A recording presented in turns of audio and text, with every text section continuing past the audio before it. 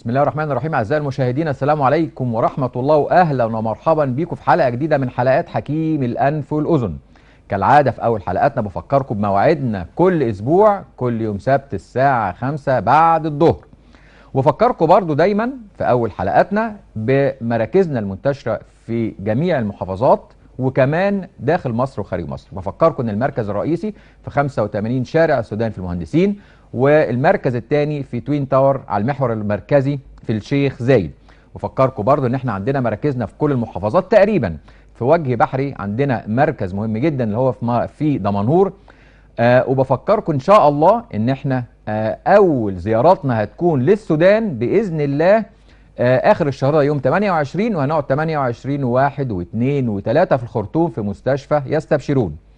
بفكركم برضو ان الزيارة اللي بعديها على طول هتكون للوادي الجديد يوم 8 مارس. الزيارة اللي بعديها هتكون للأقصر في 3 ابريل، والزيارة اللي بعديها 5 ابريل، بعديها بيومين على طول في أسوان.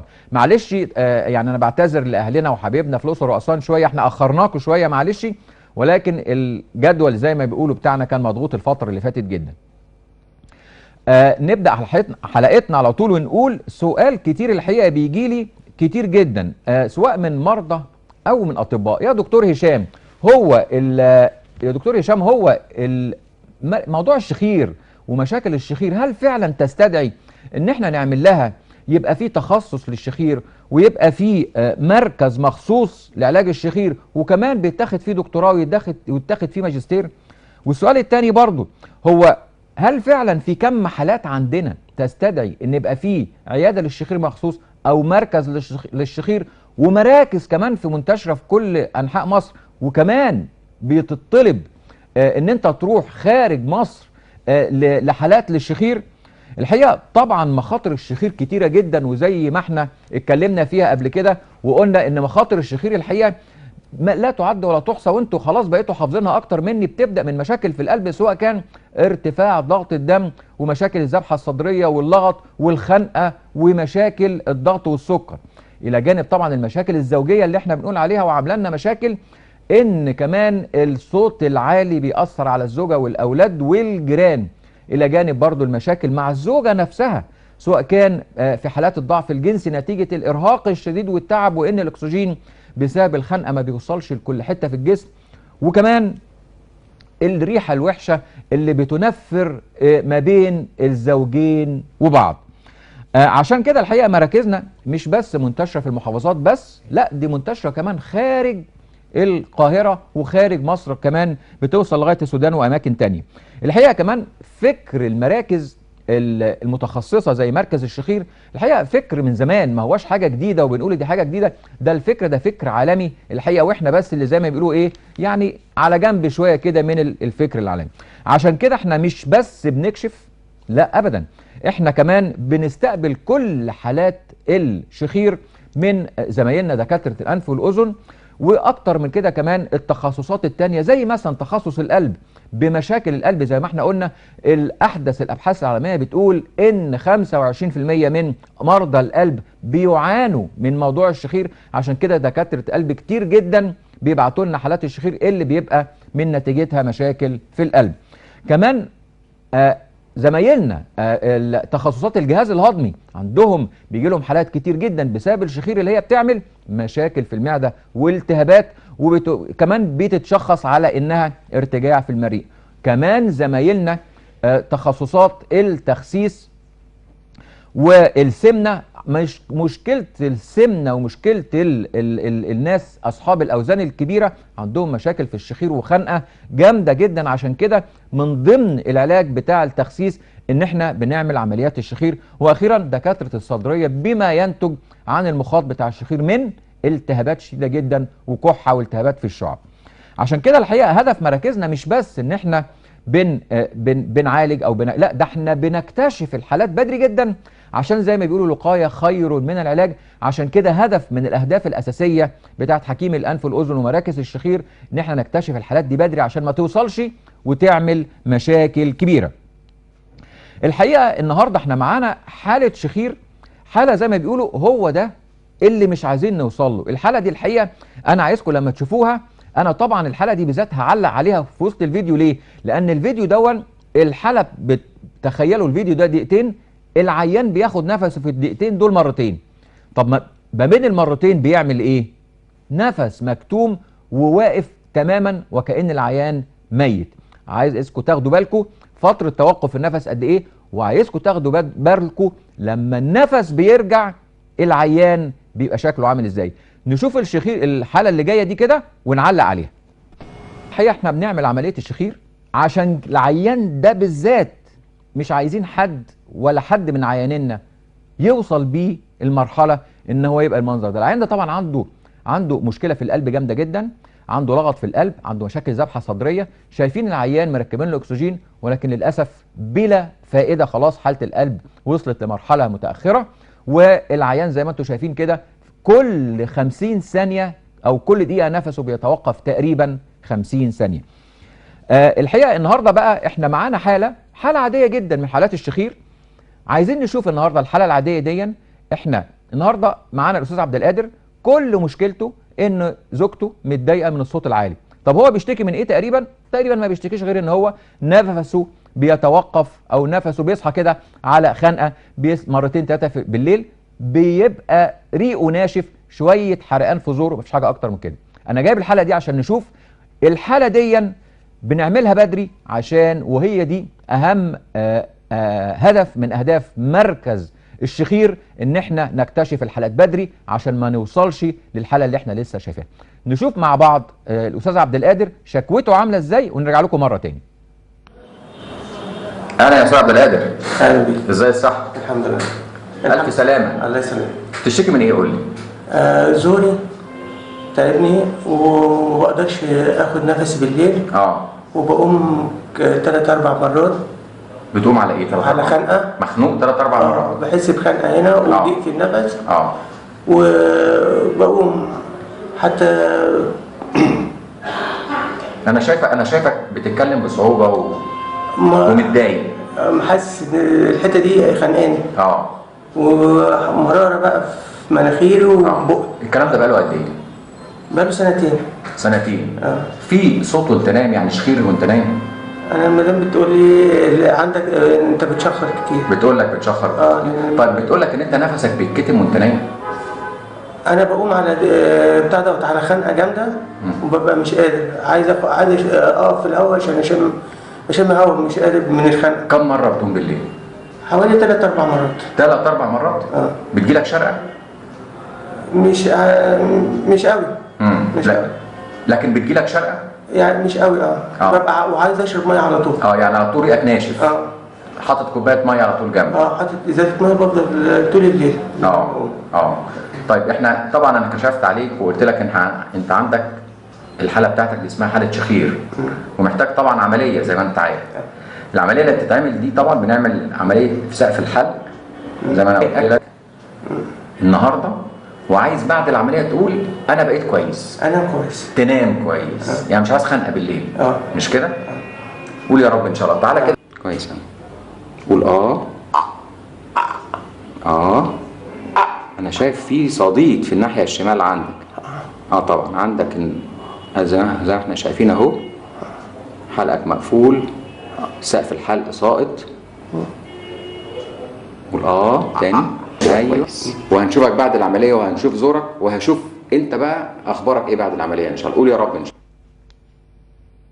الله. هو ده استاذ عبد القادر زي ما حضراتكم شايفين، وزي ما قلنا بالظبط انه حالته مش حاله متاخره، وهو ده اللي احنا عايزينه، ان هو ما تبقاش حالته متاخره، عايزين تبقى حالته حاله شخير في بدايته عشان ان شاء الله لما نعمل له العمليه يبتدي يتحسن. وشفتوا حضراتكم نقطه الصديد اللي موجوده في الناحيه الشمال عنده، هي دي بدايات بقى ايه؟ بدايات الريحه الوحشه، بدايات المشاكل الزوجيه، وبدايات التنافر ما بين الزوج والزوجه بسبب الريحه وبسبب الالتهابات وبسبب الشخير وبسبب الصوت العالي وبسبب الضعف الجنسي اللي ممكن يحصل.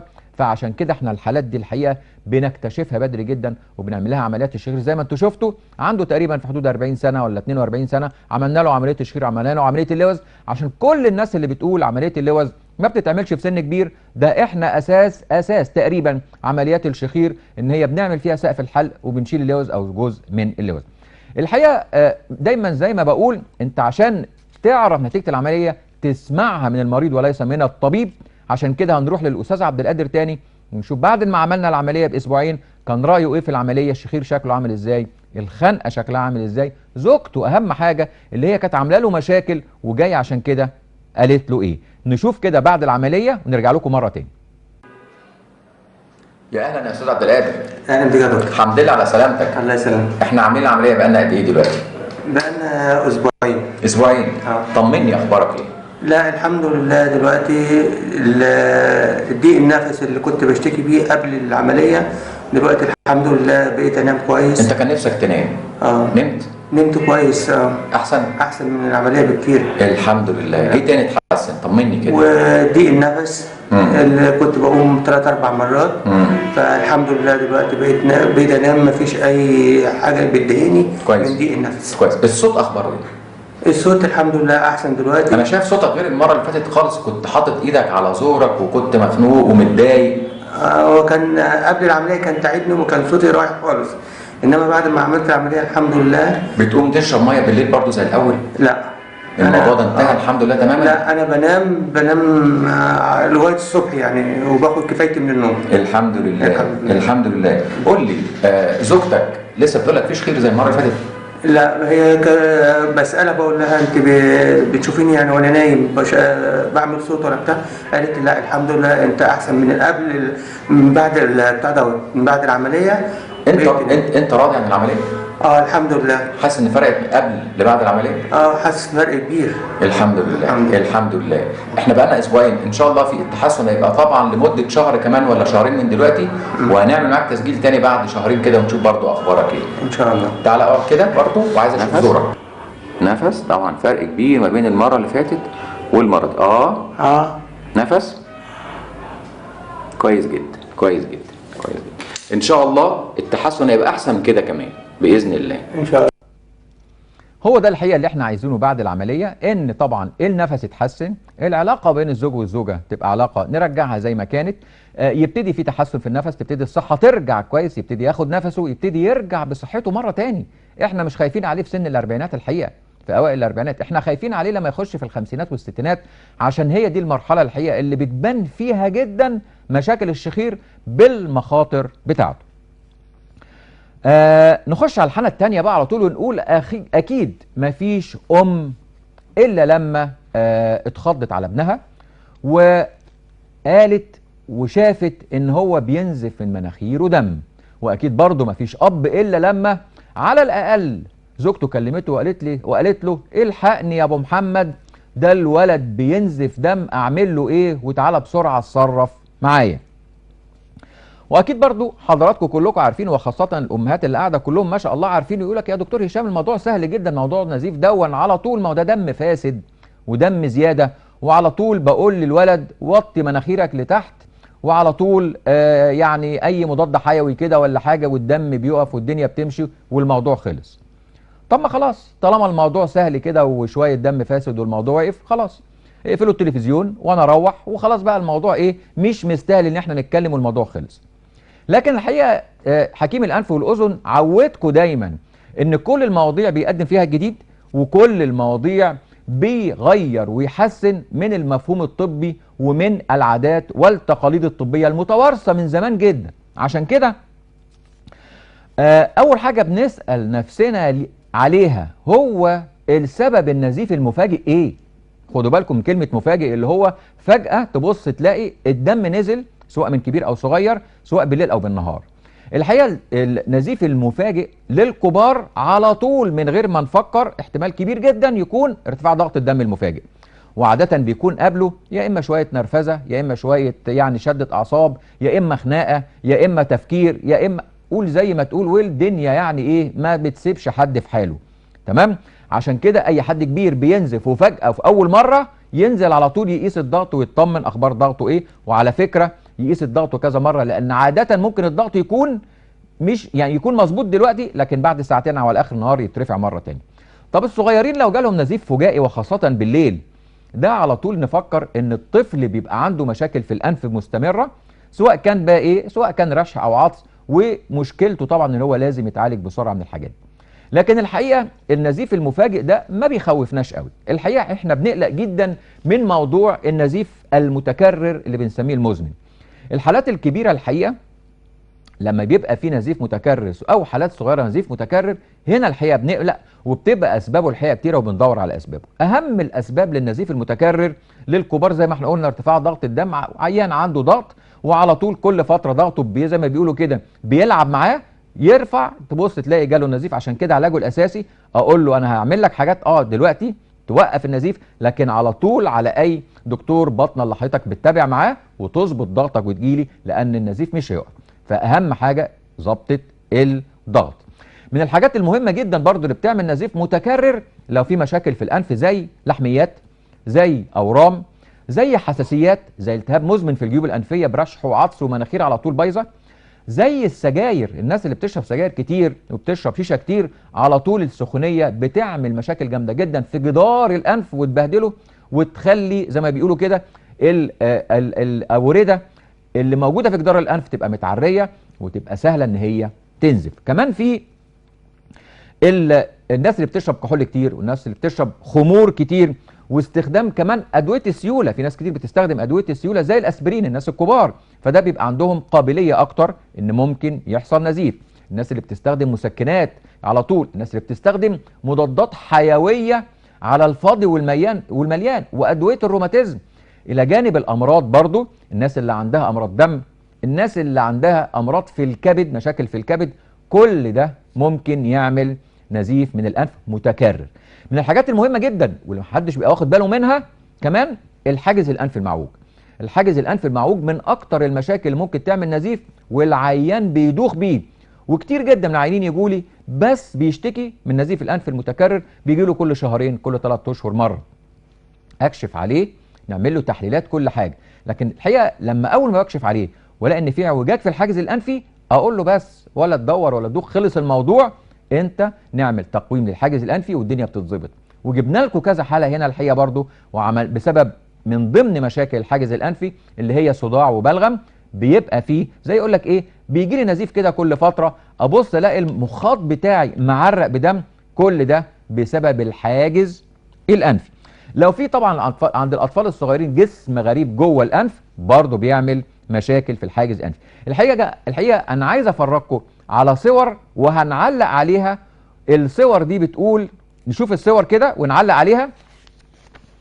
اول حاجه يا دكتور هشام، طب احنا عيان جاله نزيف نعمل له ايه؟ هنرجع بقى راسه لورا زي ما ام محمد قالت ونسمع كلامها وبتاع؟ طبعا لا.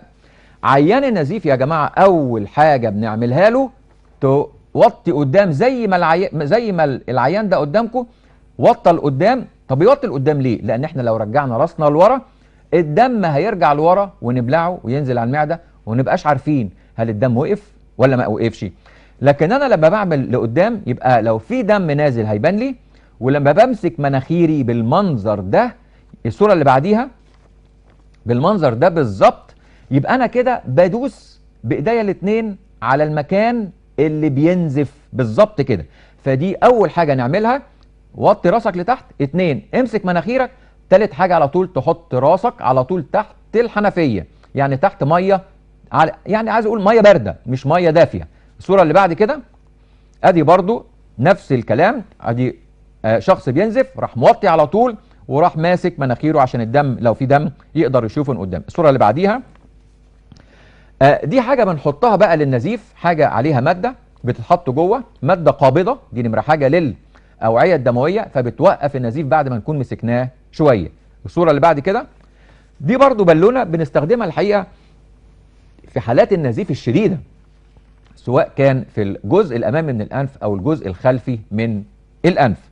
الصوره اللي بعد كده دي حقيقه بتبين لي سبب كتير من اسباب النزيف، ان الطفل بيلعب في مناخيره وممكن يعورها، وممكن كمان بيبقى عنده رشح او بيبقى عنده حاطط جسم غريب جوه الانف، فتلاقي الطفل على طول. وجبنا لكم قبل كده اطفال كتير جدا حاطه، اللي حاطط صفيحه واللي حاطط خرزه واللي حاطط بطاريه. اخر حاله جبنا لكم واحد حاطط يعني حالات كتير جدا الحقيقه بتبقى مشاكلها هي مشاكل النزيف.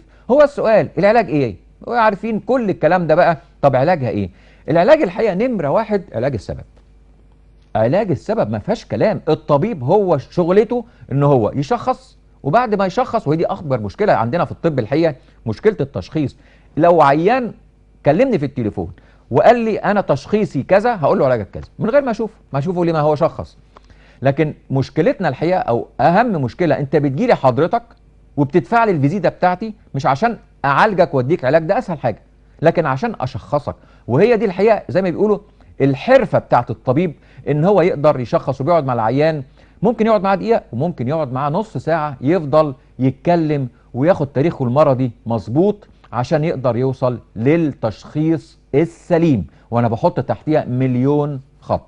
عشان كده حالات النزيف من الحالات البايخه. ليه؟ انت بتفضل ورا العيان لغايه ما تكتشف سبب النزيف، وخاصه في الحالات المزمنه عشان نقدر نوقفه له تماما. الحقيقه مش شطاره ان عيان يجي لي عنده نزيف اعمل له كيو مع السلامه، هيجي لي بعد شهر تاني عنده نزيف واعمل له كيو مع السلامه لغايه ما مناخيره تتهري. فالحقيقه موضوع الكي ده موضوع الحقيقه يعني انا مش بلجأ له الا في اخر حاجه، او بلجأ له في الحالات الفجائيه، وبعد كده نبتدي نفحص ونبتدي نشوف السبب. فقلنا اول حاجه نكتشف السبب او نشخص صح. بعد كده لما بنشخص صح بنعمل ايه؟ في عندنا بقى علاج بالليزر، في عندنا علاج كيماوي، في عندنا ادويه، في عندنا حاجات يعني موضعيه. الحاجات لا حصر لها، ولكن من الاول للاخر اهم حاجه عندنا هي اكتشاف السبب. طيب كده خلصنا الحلقه الثانيه، نخش على الحلقه الثالثه بقى، وبنقول فيها قبل ما نتكلم عن الحلقه الثالثه ونشرح ونتكلم ونقول، تعالوا نتفرج على الفيديو دون، وبعد ما هنتفرج عليه نبتدي نتكلم بقى ونعيش في الموضوع اللي احنا على الحقيقه ما فيش بيت يخلو منه الا، وما فيش يوميا الا ما تليفونات تجي لي، وما فيش يوميا الا ما حالات نشوفها في الموضوع اللي هنشوفه ده. نشوف الحاله اللي هنشوفها دي ونرجع لكم مره تاني. ماله عمرو بقى يا ست الكل؟ عمرو كان 4 سنين عنده ميكروب سبحي، يعني قالوا لي الدكاتره انه عنده ميكروب سبحي. قالوا لك البناء على ايه؟ على التحليل؟ على البلاغه بتاع التحليل. التحليلات قالت ان عنده ميكروب سبحي.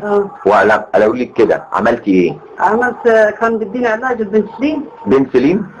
4 سنين بياخد ابره بالتحليل. انا عايز اسالك سؤال. نعم. هل الولد نفسه كان بيشتكي باي حاجه؟ رجليه مثلا مش قادر يمشي عليها، مش قادر يقف، على طول همدان، على طول رجليه بتورم؟ لا ولا حاجه من ده كله. ولا حاجه من ده كله؟ ولا حاجه. وكنت بتدي له ابره بنسلين؟ وكنت بدي ابره بنسلين. كل قد ايه؟ كل 20 يوم ابره. كل 20 يوم ابره بنسلين؟ أيوة. وكان الولد بيتقبلها كويس؟ لا كان بيتعب، يعني بتتعب، يعني الابره حتى الاختبار ده ولا بيتعب خالص.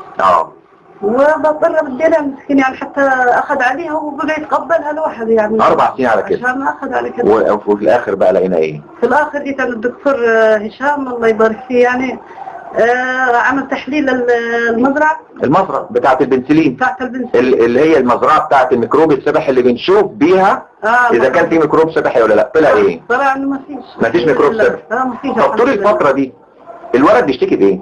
ما بيشتكيش. امال عم تدي له ابره البنسلين ليه؟ بناء على التحاليل اللي بقول لي انه في ميكروب. ومفيش اي حاجه حسيتيها ان الولد تعبان ولا رجليه بتورم ولا رجليه ولا حاجه؟ ولا طبيعي؟ ولا في ما في. قبل البنسلين وبعد البنسلين؟ احنا بقى لنا قد ايه دلوقتي موقفين البنسلين؟ شهر. من حضرتك يعني المره اللي فاتت من ساعه بقى لنا شهر موقفين ابره البنسلين.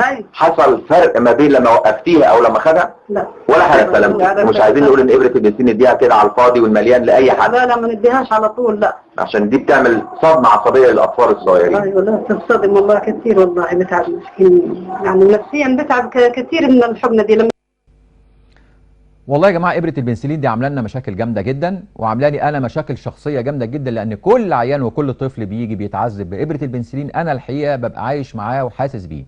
تخيلوا 4 سنين، 4 سنين الطفل بياخد ابره البنسلين كل 20 يوم، يعني كل 20 يوم بيروح يعمل اختبار بنسلين حساسيه، وبعد كده يبتدي ياخد ابره البنسلين. الولد خلاص، عارف، الولد وصل لمرحله من الصدمه ان هو خلاص سايب نفسه. مش معقول يا جماعه. الولد كمان ما بقاش خلاص، والمشكله ان الولد مش بيشتكي بحاجه. ده الام يعني هتتجنن. طب يا ماما بيشتكي بحاجه؟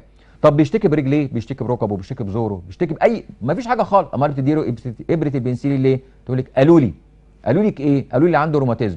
قالوا لك عنده روماتيزم بايه؟ عملوا له تحليلات وقالوا روماتيزم. يا جماعه من فضلكم ابره البنسلين مشكله كبيره جدا. عشان كده احنا دايما نقول بنعيد ونزيد ان سرعه الترسيب يا جماعه اللي احنا معلقين عليها ابره البنسلين ليس لها اي قيمه.